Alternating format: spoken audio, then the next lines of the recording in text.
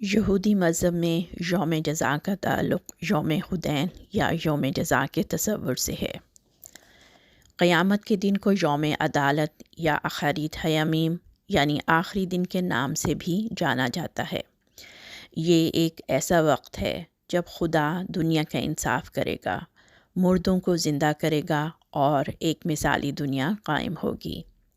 یہ خیال کیا جاتا ہے کہ اس دن خدا تمام افراد کے اعمال، نیتوں اور توبہ کو مد نظر رکھتے ہوئے ان کا فیصلہ کرے گا۔ عبرانی بائبل اس دن کو حساب کے وقت کے طور پر بیان کرتی ہے، جب افراد کو ان کے اعمال کا جواب دہ ٹھہرایا جائے گا۔ بائبل میں ہے کہ تیرے مردے زندہ ہوں گے، میری لاشیں جی اٹھیں گی، جاگو اور خوشی سے گاؤ، اے تم جو خاک میں بسترے پر ہو، کیونکہ تیرا شبنم صبح کی شبنم کی مانند ہے اور زمین مردوں کو جنم دے گی۔ قیامت کے بارے میں یہودی تصور کے چند اہم نکات یہ ہیں۔ نمبر 1 ہے مسیح کی آمد۔ یہودی عقیدے کے مطابق قیامت سے پہلے ایک مسیح آئے گا جو بنی اسرائیل کو جمع کرے گا، بیت المقدس کو دوبارہ قائم کرے گا اور ایک عادلانہ بادشاہت لے کر آئے گا۔ دوسرے نمبر پہ ہے مردوں کا زندہ ہونا۔ کئی یہودی روایات کے مطابق مرنے والوں کو دوبارہ زندہ کیا جائے گا اور ان کا حساب کتاب ہوگا۔ تیسرے نمبر پہ ہے عدل الہی، یعنی خدا نیک اور بد لوگوں کے اعمال کا حساب لے گا۔ نیک لوگوں کو انعام ملے گا جبکہ گناہ گاروں کو سزا۔ چوتھے نمبر پہ ہے یہودیت میں جنت اور دوزخ کے تصورات بھی موجود ہیں، جیسے گین عدن جنت اور گہنوم دوزخ۔ پانچویں نمبر پہ ہے کہ یہودیوں میں مختلف مکاتب فکر موجود ہیں۔ کچھ روایتی یہودی فرقے جیسے آرتھوڈاکس ان تصورات کو حقیقی اور جسمانی سمجھتے ہیں، جبکہ کچھ اصلاح پسند یا جدید یہودی ان تصورات کو علامتی یا روحانی سمجھتے ہیں۔ وضاحتوں اور تشریحات میں فرق کے باوجود مختلف مذاہب میں یوم آخرت سے متعلق کچھ عقائد مشترک بھی ہیں۔ ان میں شامل ہے احتساب، افراد کو ان کے اعمال اور عقائد کے لیے جواب دہ ٹھہرایا جائے گا۔ نمبر 2 ہے انصاف، خدا یا کوئی اعلیٰ طاقت افراد کو ان کے اعمال کی بنیاد پر انصاف کو یقینی بنائے گی۔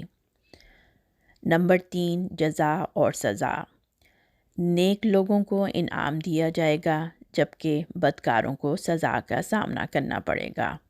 نمبر 4 ہے اختتام، فیصلے کا دن دنیا کے خاتمے کی نشاندہی کرتا ہے اور انسانیت کے لیے آخری حساب کا دن۔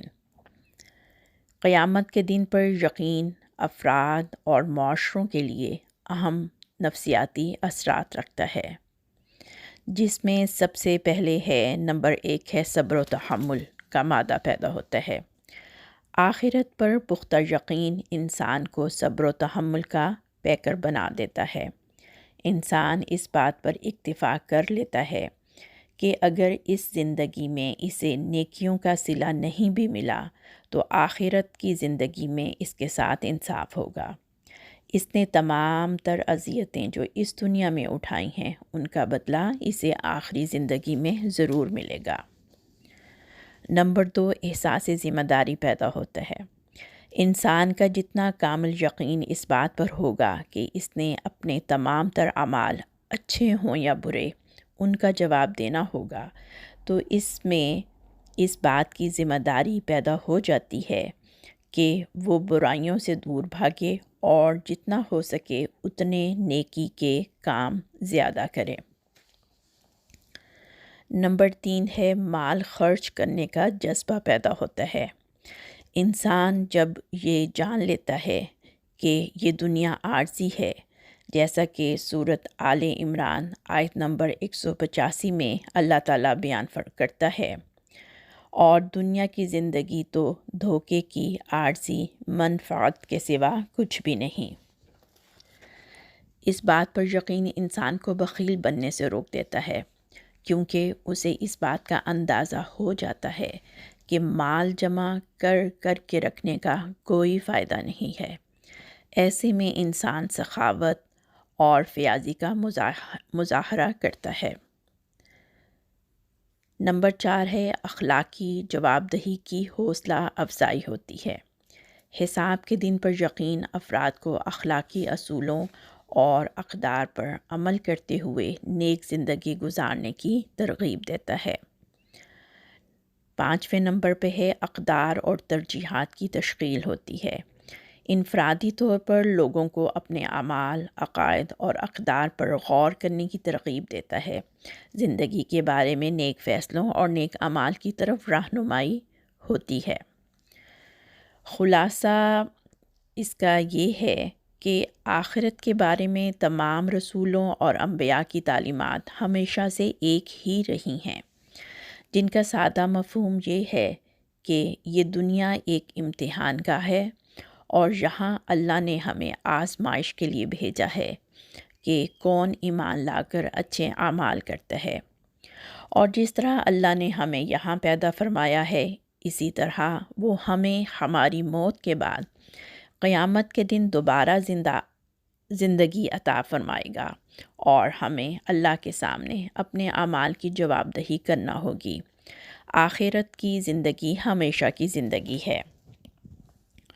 اگرچہ وضاحتیں مختلف ہو سکتی ہیں، لیکن احتساب، انصاف اور اختتام کے بنیادی موضوعات ایک مشترکہ عقیدہ ہے جو انفرادی طور پر ہمیں اپنے اعمال، اقدار اور عقائد پر غور کرنے کی ترغیب دیتا ہے، جس کی وجہ سے لوگ ایسی زندگی گزارنے کی کوشش کرتے ہیں جو خدا یا کسی اعلیٰ طاقت کو پسند کرتی ہے۔ یوم جزا پر یقین نیک زندگی گزارنے، ہمدردی پیدا کرنے اور نجات کی تلاش کی اہمیت کی یاد دہانی کا کام کرتا ہے۔ حکمت کا تقاضا بھی ہے کہ حساب ہو اور بدلہ ملے، کیونکہ اللہ تعالیٰ نے کتابیں اتاریں، رسول بھیجے، جو شریعت رسول لائے اس کو قبول کرنا اور اس کے واجبات پر عمل کرنا بندوں پر فرض قرار دیا۔ اگر حساب کتاب، جزا و بدلہ نہ ہو تو یہ سارے بکھیڑے بے فائدہ ہوں گے، اور اللہ تعالیٰ اس بات سے پاک ہے کہ وہ کوئی کام بے فائدہ کرے۔ سورۃ المومنون آیت نمبر 115 میں اللہ تعالیٰ فرماتا ہے، کیا تم یہ خیال کرتے ہو کہ ہم نے تم کو بے مقصد پیدا کیا ہے اور یہ کہ تم ہماری طرف لوٹ کر نہیں آؤ گے؟ یہ حقیقت ہے کہ آخرت پر پختہ ایمان انسان کو سب گناہوں سے بچا لیتا ہے۔ جس طرح ایک بچہ اسکول کا کام وقت پر کرتا ہے تاکہ اگلے دن سزا سے بچ سکے، ویسا ہی عمل وہ شخص بھی دہراتا ہے جو آخرت میں کامیابی کا سچا خواہش مند ہے۔